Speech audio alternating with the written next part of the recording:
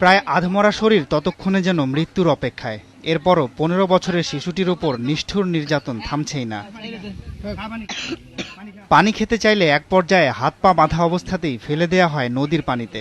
তিলে তিলে মৃত্যুর দৃশ্য দেখে অট্টহাসিতে ফেটে পড়েন উপস্থিত হামলাকারীরা। পৈশাচিক এই ঘটনাটি ঘটেছে 3 মাস আগে রাজধানীর খিলক্ষেত এলাকার মস্তুল গ্রামে। কথিত কবুতর চুরির অপরাধে নাজিমুদ্দিন নামে এই শিশুটিকে ধরে অমানসিক নির্যাতনে অংশ নেন গ্রামের 8-10 জন দুর্বৃত্ত। এরপর হাত পা বেঁধে ফেলে দেয়া হয় বালু নদীতে। 3 দিন পর শিশুটির লাশ ভেসে ওঠে নারায়ণগঞ্জের রূপগঞ্জে। বালু নদীর এই এলাকাটি রাজধানীর খিলক্ষেতের মস্তুল গ্রামের মধ্যে পড়েছে। নদীর ঠিক এই অংশেই নির্মমভাবে চুরির অপবাদে পিটিয়ে হত্যা করা হয়েছিল শিশু নাজিমুদ্দিনকে। সেই ঘটনা সচক্ষে সেদিন দেখেছিলেন অনেকেই, কিন্তু শিশুটিকে বাঁচাতে এগিয়ে আসেননি কেউই। গরু চুরের অপবাদে মারছে, মাইরা বরে মারতে মারতে নাকি তো যেটা থাকার অবস্থা ফেলাইছে, মরে নাই, হাতে পা বাইন্দা ইট দিয়ে ফেলাইছে।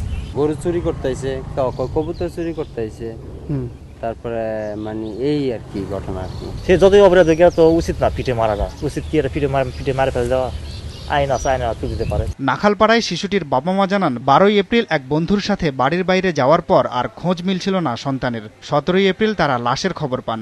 তাদের সন্তান কখনোই চুরির সাথে জড়িত ছিল না। তারা ট্রিটমেন্ট দিছে, একটা কবুতরের বাচ্চা তারা তো পাওয়া গেছে, কবুতরের বাচ্চার লাগে মানে হ্যাঁ মারিয়েছে। আমার পুতে কইছে যে আমি চুর না, আমি ডাহাইতো না, তারপরে এরা কিন্তু রিকোয়েস্ট মানছে না, এরা মারছে। 18ই এপ্রিল নাজিমের বাবা 7 জনের নাম উল্লেখ করে খিলক্ষেত থানায় হত্যা মামলা করেন। এই ঘটনায় 3 জন গ্রেফতার হলেও ভিডিওতে যাদের দেখা গেছে তাদের কেউই গ্রেফতার হয়নি।